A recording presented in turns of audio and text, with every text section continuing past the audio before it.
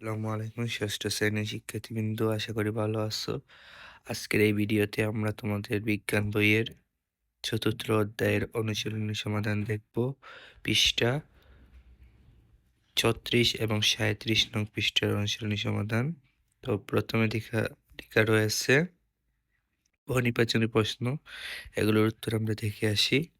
প্রথম প্রশ্ন, কাণ্ডের সাথে পাতা যে কোণ সৃষ্টি করে তার নাম কি? উত্তর হচ্ছে পত্রকক্ষ। তৃণকাণ্ড, কারণ এর উত্তর হচ্ছে খ।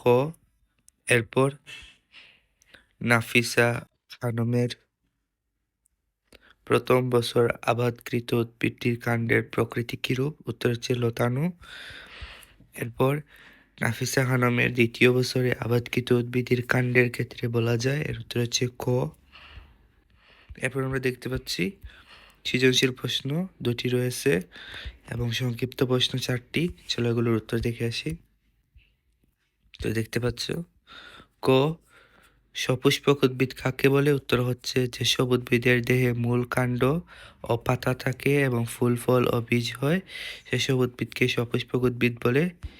এরপর পর্বমধ্য কি ব্যাখ্যা করো? এর উত্তর হচ্ছে কাণ্ডের পাশাপাশি দুটি পর্বের মধ্যবর্তী অংশকে পর্বমধ্য বলে। পর্বমধ্য উদ্ভিদকে খাড়া রাখতে এবং এর বৃদ্ধিতে সহায়তা করে। পর্বমধ্যের একটি উল্লেখযোগ্য বৈশিষ্ট্য হলো পর্বমধ্য থেকে কোনো ধরনের মূল, পাতা বা শাখা সৃষ্টি হয় না। এরপর এ অংশের গঠন ব্যাখ্যা করো। এর উত্তর হচ্ছে চিত্রে এ চিহ্নিত অংশটি হলো উদ্ভিদের কাণ্ড। নিচের গঠন ব্যাখ্যা করা হলো উদ্ভিদের যে অংশ থেকে শাখা প্রশাখা ও পাতা উৎপন্ন হয় তাই কাণ্ড। এতে পর্ব, পর্বমধ্য ও মুকুল থাকে। এক, পর্ব, কাণ্ডের যে অংশ থেকে পাতা বের হয় তাকে পর্ব বা সন্ধি বলে। দুই, পর্বমধ্য, পাশাপাশি দুটি পর্বের মধ্যবর্তী অংশটি পর্বমধ্য। পর্বমধ্য থেকে কোনো ধরনের মূল, পাতা বা শাখা বের হয় না। এরপর তিন, মুকুল, কাণ্ডের সাথে পাতা যে কোণ সৃষ্টি করে তাকে পত্রকক্ষ বলে। সাধারণত মুকুল এই পত্রকক্ষে জন্মে, তবে শাখার অগ্রভাগেও মুকুল সৃষ্টি হয়। মুকুল পত্রকক্ষে এবং শীর্ষ মুকুল কাণ্ড বা শাখার অগ্রভাগে জন্মে। এরপর এ ও বি অংশের গুরুত্বের তুলনামূলক বিশ্লেষণ করো। এর উত্তর হচ্ছে চিত্রের এ ও বি চিহ্নিত অংশগুলো যথাক্রমে উদ্ভিদের কাণ্ড ও মূল। নিচে কাণ্ড ও মূলের গুরুত্বের তুলনামূলক বিশ্লেষণ করা হলো। কাণ্ডের গুরুত্ব, বিরুৎ জাতীয় উদ্ভিদের নরম কাণ্ড আমরা খাদ্য হিসেবে গ্রহণ করি।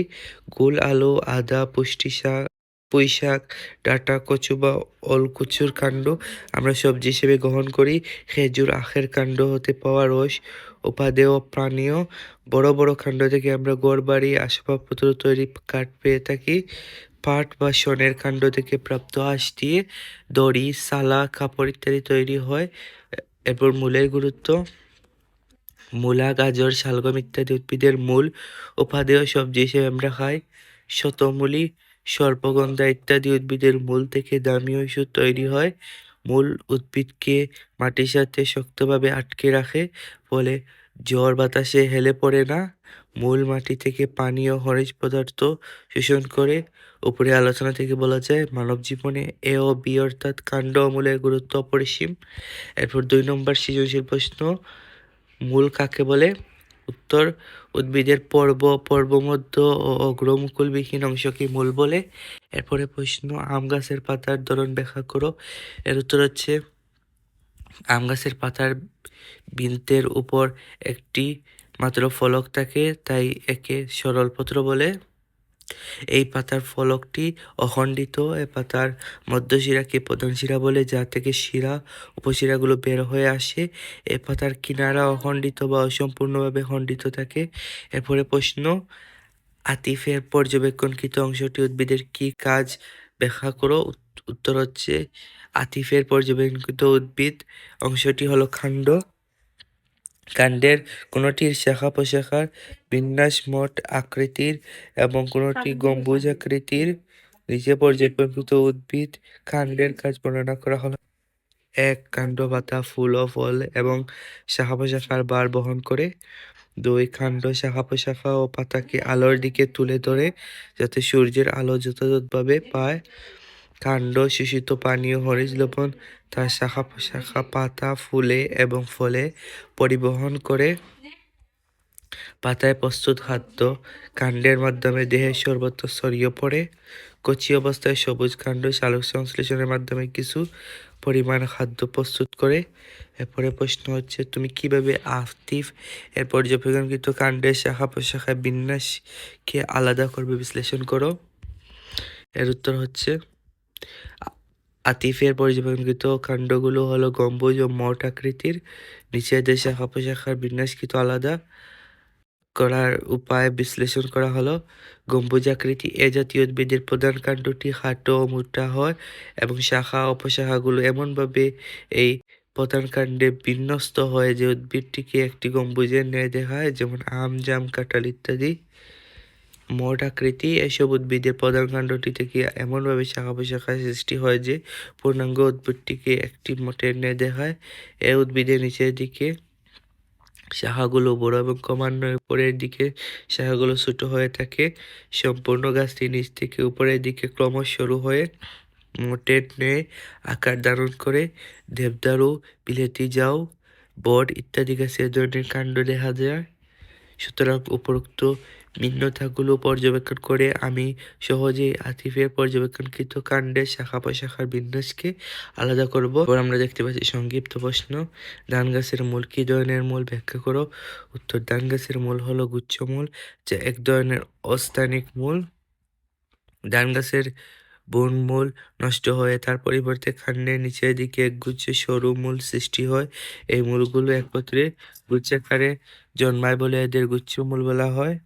এরপরে প্রশ্ন, কোন অবস্থায় কাণ্ড সালোকসংশ্লেষণ প্রক্রিয়ায় খাদ্য প্রস্তুত করতে পারে ব্যাখ্যা করো। এর উত্তর হচ্ছে, কাণ্ড যখন কচি ও সবুজ অবস্থায় থাকে তখন এটি সালোক সংশ্লেষণ প্রক্রিয়ায় খাদ্য প্রস্তুত করতে পারে। সাধারণত পাতা খাদ্য তৈরি করলেও কচি অবস্থায় সবুজ কাণ্ড সালোক সংশ্লেষণের মাধ্যমে কিছু খাদ্য প্রস্তুত করে থাকে। এরপরে প্রশ্ন, নিমের পাতার ধরন ব্যাখ্যা করো। এর উত্তর হচ্ছে, নিম পাতা হলো পক্কল যৌগিক পত্র। এর কারণ হলো এই পাতার ফলকটি সম্পূর্ণভাবে খণ্ডিত হয় এবং খণ্ডিত অংশগুলো পরস্পর হতে আলাদাভাবে অনুফলক সৃষ্টি করে। আবার এই অনুফলক বা পত্রকগুলো রেশিক রেকিস বা অক্ষ নামক দণ্ডে সাজানো থাকে, তাই একে পক্কল যৌগিক পত্র বলে। এরপরে প্রশ্ন, মরিচের মূল ধান গাছের মূলের থেকে ভিন্ন কেন ব্যাখ্যা করে। এর উত্তর হচ্ছে, মরিচের মূল হলো স্থানিক মূল।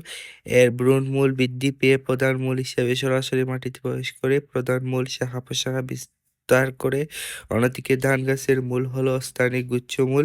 এদের কাণ্ডের নিচের দিকে একগুচ্ছ সরু মূল সৃষ্টি হয়। এরা গুচ্ছমূল ভ্রূণমূল সৃষ্টি হয় সে স্থান থেকেও গুচ্ছমূল উৎপন্ন হতে পারে। এই ধরনের উৎপাদিত ও অবস্থানজনিত কারণে মরিচের মূল ধান গাছের মূলের থেকে ভিন্ন। শিক্ষার্থী বন্ধুরা, আজ এই পর্যন্ত। আর কোন অধ্যায়ের সমাধান পেতে চাও এই ভিডিওর কমেন্ট বক্সে জানিয়ে দাও।